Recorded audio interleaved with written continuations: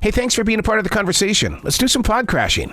Episode number 292 is with Coach Bill Courtney from the podcast An Army of Normal Folks. Don't be a turkey person. Coach, my God, you continue to motivate and move people through so many questions because we all have them. We just don't know where to get answers. And you've got this courage to step through and say, hey, look, let's sit down and have a conversation. Let's just talk. Yeah, I mean, I think that it's pretty clear that the national media is incented by a lot of power and wealth to craft narratives that keep us from crossing lines and having conversations. And it's tearing us apart at the threads. And I don't know how we can lead and serve people that we don't understand. And I don't know how we can understand people if we can't sit down and talk. Well, it feels like the new acceptable is my assumption. Or here's the thing that I write about all the time. I'm guilty of writing the story before the event actually happens. And when the event is taking place, I have it all wrong, but I won't admit that I have it wrong. Yeah, I mean, that's that is a recipe for disaster. And unfortunately, it exists throughout our media, our social media, and even in our politics. And it's tearing us apart, which is exactly why I believe an army of normal folks is so important, because I don't care if you're black, white, Asian, Hispanic, gay, straight, male, female, Christian, Hindu, agnostic, Jewish. I don't care what you look like, how you think, how you vote, or who you love. If you do something for someone else in your community that's good, I can celebrate that. It crosses the boundaries. And if we have that community of people serving one another as a foundation, maybe we can start have conversations and grow from there. Listeners need to understand that when we talk about community, we're not just talking about the neighborhood. We need to talk about the community. If you've got a certain region of your town or your city, and I mean, work with that. Work with the people that make up that particular area. That's right. Find an area of need in your world. What I say often, Arrow, is when your passion and discipline, or your passion and talents, when your abilities and your passion meet opportunity, is when amazing things can happen. And all we have to do is take stock and inventory of what we're passionate about and what we're good at, and then find opportunities of need in our community and plug that passion and discipline into that area of need, and amazing things can happen. And what if we had millions of people with that mindset across this country, a literal army of normal folks doing just that and serving for the right reasons? Not only could we fix a lot of sadness in and around our community, maybe we could create the foundation for a community of people of all different sizes, belief sets, and stripes and shapes that have now this commonality to grow from. I shared a quote on iHeartMedia this morning that I thought, wow, I hope people understand it. We can't guzzle a steaming hot cup of coffee. Why are we trying to devour life in a matter of minutes? And I think so many times that's where we make our biggest mistakes, because we want it all to be perfect right now, Coach, right now. You know, when I came up, when it was time to get home from school, we tried to get out of doing homework, or maybe did our homework first, but then everybody went out in the neighborhood and played kick the can or hide and go seek. And when you were at the dinner table, if a friend called you, you didn't answer the phone, or you said, I'll call you back once supper's over. And our days evolved, our news cycles evolved, our lives evolved. And now only 3 decades, 4 decades later, everything's instant text, Instagram, instant phone. How many times do you see families at a dinner table at a restaurant and they're all on their cell phones? Yep. They're not even engaged with each other. It's all about information and everything we want at our fingertips right now, with no evolution, where we don't get to enjoy the process of discovery. And I think that addiction to instant gratification, instant news, and instant everything tears away at our humanity. Mm-hmm. Yeah, I have myself in zones now where, and God, it's been a tough journey, where I cannot go anywhere near my email or anywhere near the social media because I'm not going to get my job done because I'm going to spend all my time on that smartphone. You know, something that's really interesting, Pew Research did a deal, and I actually did an op-ed on this that was published, but briefly it was some high percentage, 85% of respondents said that they know that all of the information they get from the national news media like CNN and Fox and CNBC and all of that, they know it's shaded. Yep. To one slant or another. They know that everything they see on social media is to be looked at through a pausing lens because they know most of it. Yet the same respondents, 80-something% said they spend about 3 hours to 3.5 hours a day enveloping themselves with the content. So we know the content's not right. We know the content's shaded. We know it's inaccurate, and we know it divides us. Yet, like sheep, we fill ourselves with the content on a daily basis. Mm-hmm. To me, it is just speaks to how so messed up we are, knowing we're getting fed crap, but sitting to the table and gorging on crap every day. Yeah. It makes no sense. We've got to change our approach. But see, that's why we need your podcast, because we're not going to openly talk about it because we can't find anybody, but you bring it to us, and all of a sudden you now give us that little bit of light to say, well, what would happen if I did bring it up in the conversation? We just need somebody that's going to coach us. I hope that's what we're doing with an army of normal folks. I mean, we're taking normal people who have normal money problems, normal issues, but despite, not because they're, an A-lister or a trust fund baby, they're not doing something in their communities because it's perfect. No, I'm interviewing normal people who have kid problems and financial problems and relationship problems, and they're still doing amazing things in their community, not because they're wonderful people, but despite their normal people difficulties and affecting positive change. That's the beauty of an army of normal folks. Normal folks using their discipline and their passion and filling areas of need in their community. And can you imagine if we had millions of people across this country doing that work and celebrating one another, the conversations that we could have and the barriers and boundaries that could be broken down around that. Let's take that word normal, because I'm a word freak. I'd love to look things up, and I like to see if we're actually using those words correctly. Do we even know what normal is? Because I'm told every day from people, oh, I'm so depressed, I have no feelings. Wait a second. Numb is a feeling. So when it comes to normal, is it still just being a regular person without a Red Bull, without something inside of our body? Arrow, that is such a fair question. We actually, before launching, we've only been out 4.5 months, but we did a 1.5 years of work to get to our launch. Wow. And one of the arguments was, is normal the right word? Should we be an army of average folks? No. Should we be an army of regular citizen folks? And the reason we decided on normal is that's what came out of my mouth when I first said it. Mm-hmm, mm-hmm. And I just off the cuff said, in answer to an interview question, I said, honestly, when asked, what do we got to do to change our culture? I just said, it's always been kind of about we the people. And I think it's just going to take an army of normal folks. Mm-hmm. And so with regard to the exact definition of normal and what normal is, because trust me, normal in Memphis, Tennessee, and normal in Los Angeles, and normal in Chicago, and normal in Seattle are all different realities. Mm-hmm. So I think normal should be looked at a lens as how it pertains to the way you view yourself. I would buy a T-shirt in a heartbeat that said, act your normal. And because, that first of all, that's a conversation starter, but just be normal. And I believe in the theory that, because I did a project back in 2002 that was called They Think I'm Weird, So I Proved It. I accepted being weird. We need to accept being normal.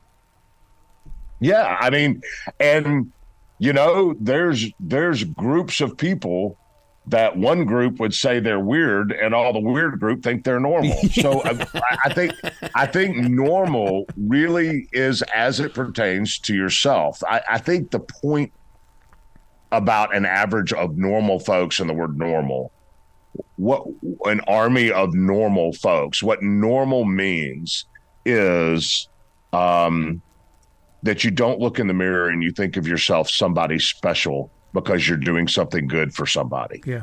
Just normal, just serving, just average, just, what can I do with my talents? That's normal. And so, again, I think normal is how you view yourself. We have another issue in this nation right now, and because I can look up your track record in a heartbeat and understand why we love and trust you as the coach. But there's a lot of coaches out there that kind of remind me of the false idol theory, and they're calling themselves coach, and they're getting people to follow them, and that scares me because I'm not finding credentials here to make them a coach. Well, that's a really good segue into the turkey person story. Nice. Because I think it speaks to exactly what you're talking about. We've got a billboard that went live on Monday in Times Square, New York City, that says, "Don't be a turkey person." And it invites people to go to turkeyperson.com. That is a 10-minute well-produced video clip on what a turkey person is and the dangers of being a turkey person. And the dangers of being a turkey person are fraught with exactly what you're talking about. These false prophets, these people that have leadership positions but are serving themselves, and like you said, coaches that aren't coaching the right things. And the whole turkey person thing is what I learned. I mean, the movie Undefeated was my last year at Manassas. Mm-hmm. Long before any cameras showed up, 7 years previous was my first year at Manassas. And that's when I learned, really, probably one of the top 3 lessons of my life, what a turkey person is. Mm-hmm. Dealing with that turkey person, because so many times we're going, no, there's no way. I mean, because I come from this huge, massive church, and everybody says that we're a cult, and I sit there, I'm a naysayer. I'm going, stop. We are not. How do I know we're not? I mean, we all put our own feelings first without listening to others around us. Well, yeah. Halfway through my first season of Manassas, we were 3-3. Mm-hmm. And now, Arrow, when I got to Manassas, there were 17 kids on a varsity high school football team, and they'd won 4 games in 10 years. Their previous 10 years record was 4 wins and 95 losses. Woo. All right. Right. Yeah. So halfway through that first season, we're 3-3. And I think 3-3 is kind of average, but when you've won 4 games in 10 years, they thought I was kind of a fat redheaded version of Pete Carroll or somebody at 3-3, right? And so we're talking about one of the poor zip codes in the United States and one of the most crime-ridden zip codes in the United States, where Manassas sits. And so we knew we had to coach football, but we quickly learned we also need to start coaching basic fundamentals and tenets that lead to a meaningful life long after the days of playing football are over, like character, commitment, integrity, leadership, mm-hmm. teamwork, the dignity of hard work. And so we start coaching that. Now, Arrow, halfway through that first season, we're 3-3. And the whole team, because we're 3-3, is buying into football, right? But only half the team is buying into that important stuff. And so I went to my guy. Every coach has a guy. And I went to my guy and I said, hey, man, I'm really frustrated. What do I got to do to get that half the team to buy into the important stuff like you're half the team? And this is the guy that I went to early on and really helped fill in some blanks for me in a piece of society I didn't really yet understand. And so I knew he'd give me the answer, but instead he kind of just dismissively said, "Oh, coach, just keep doing what you're doing." Mm. And I'm like, no, man, I'm really frustrated. Why can't I get that half the team to buy in the important stuff like you're half the team? And he said, "Coach, I don't want to hurt your feelings." And I said, "Enough, dude. What's up?" And he said, "All right, coach, they're trying to figure out if you're a turkey person or not." And Arrow, I said, "What are you talking about, bro?" And he said, "Coach, every Thanksgiving and Christmas, people roll into our neighborhoods and they give us gifts and hams and turkeys, and we take them because we ain't got none. But then they leave and we never see them again. Makes you wonder if they're doing that to make themselves feel good or because they care about us. And he looked me dead in the eyes. He said, Coach, really, what are you doing here, man? And Arrow, if your church or the people you know, or if your listeners serve in soup kitchens or give away turkeys on Thanksgiving or gifts to the needy at Christmas, that's a beautiful thing. It should not be disparaged. And that is not the point or the moral of the turkey person's story. The moral is this. What's your motive? Are you doing it because people around you pat you on the back and it makes you feel good? Are you doing it because your business has a philanthropy and it's a box you check so that when you get your next raise, you can say you're involved in it? Are you doing it because it makes you feel good? Or are you doing those works for the simple edification of a number of human being that isn't as blessed as you? And if you're motivated by the right things and you're not a turkey person, amazing things can happen.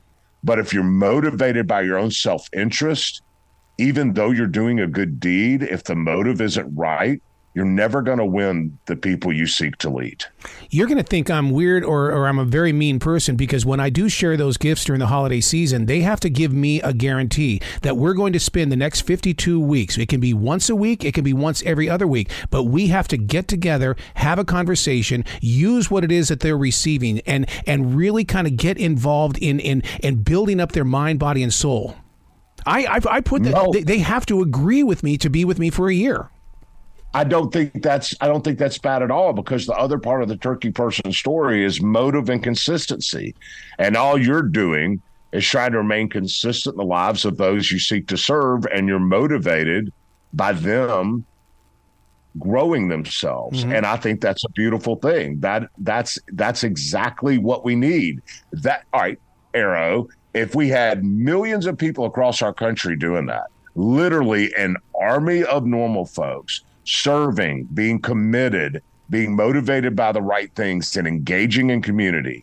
I don't care if you're black, white, Asian, Latino, gay, straight, Christian, Jewish, Muslim, progressive, Democrat, Republican, conservative. I don't care what you are. All of these things that divide us, all of these things that are stopping us from being able to have conversations, regardless of who you are, what you look like, how you vote, who you love, or where you come from, I can absolutely celebrate you if you're doing something for another person in your community. And if you're motivated by the right things and you're consistent. And so that's the beauty of an army of normal folks is think of what we can change, but also think of the foundation we can lay for us to start having open, civil, non-threatening conversations about the stuff that matters, because we have a foundation of mutual respect for our service.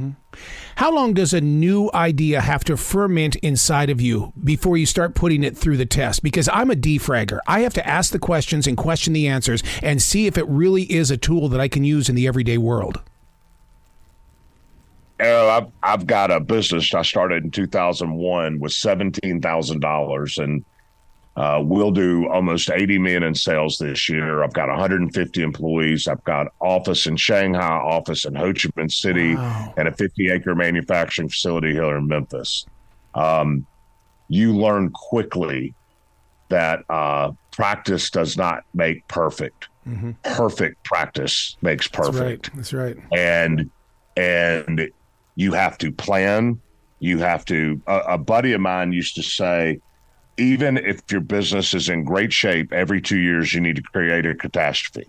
And what he meant was not literally, but in your mind, create what would happen if this happened? What would happen if that happened? So that when something like that does happen, you've already prepared for the eventuality of difficulties. All of this is to say, you got to plan, you got to vet, you got to really think about your narrative. You got to think about how you're communicating, the very words you use.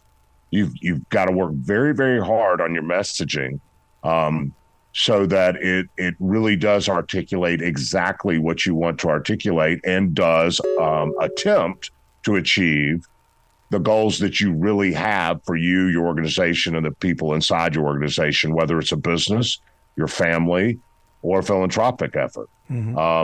So I think you're wise in what you said. And yes, I think you plan hard. And it's just like this turkey person billboard that's in Times Square right now. Alex, my producer, has been working on that for 9 months because we wanted to pull off an initiative that would reach people and maybe matter and help grow an army of normal folks. And so, yeah, you do plan, but perfect planning, perfect work leads to proper execution. When you plant that billboard up there in New York City, you can't think about the number of people you're reaching, can you? Because, I mean, we all want that instant satisfaction. But the thing about it is, though, is that you put up that billboard and you have to say, okay, we did it. Now let's walk away and let's get the after effects of it, because they're going to reach out to us. But we can't just put everything into them being here right now. No, it's very simple. It's a billboard with two people, a man and a woman, dressed in very typical Americana holiday outfit. And from the neck up, instead of their faces, is two turkey heads. And it just says, don't be a turkey person, turkeyperson.com. That simple. And then people look at that, hopefully, and say, okay, that's weird. What is this turkeyperson.com? And they go to that and they see a 10-minute, really well-produced video explaining the story, going through it, that is then linked with an army of normal folks to get people to understand, oh, this is about service. This is about growing a community across our country of people serving. And this is about, regardless of who you are, where you come from, we can all exact some measure of change in our world. And we just need to do it in a committed way and for the right reasons. A couple of weeks ago, the president shared a quote that was very eye-opening. He said that the end of democracy is not found at the end of a barrel. It's in the silence. The silence. And so when I listen to your podcast, I'm going, the coach is not being silent. We need more people like the coach. Man, Arrow, I really appreciate that. I grew up believing in the mantra that I may vehemently disagree with every word that comes out of your mouth, but I will defend with my life your right to say it. Oh, wow. And I fear that my kids are growing up in a world that says I may vehemently disagree with what you say, and now I'm going to spend all my time trying to crush and cancel and mute you. And I think that is the begin. If you think January 6th was an assault on our democracy, which I could argue it certainly was, because one of the cornerstones of our democracy is the peaceful transfer of power. But if you buy into those notions, those 30,000-foot views of the importance of the cornerstones of our republic, then I would argue equally destructive and equally damaging and an equal threat is our canceling people's right to speak. And we have got to get back to honoring folks' right of opinion and the civil, non-threatening, but very real conversations that should be had so that we can all grow and understand each other, and then in an effort of that growth and understanding, serve to better our republic and our own lives. But it's not going to be the national media and the government does it, because they've screwed it up.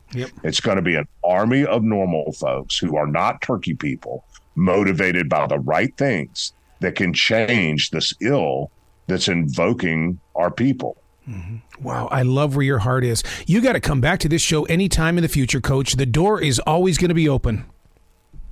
Arrow, I can't thank you enough for having me, and God bless, and have a happy Thanksgiving. Don't be a turkey person. I'm not going to be a turkey person.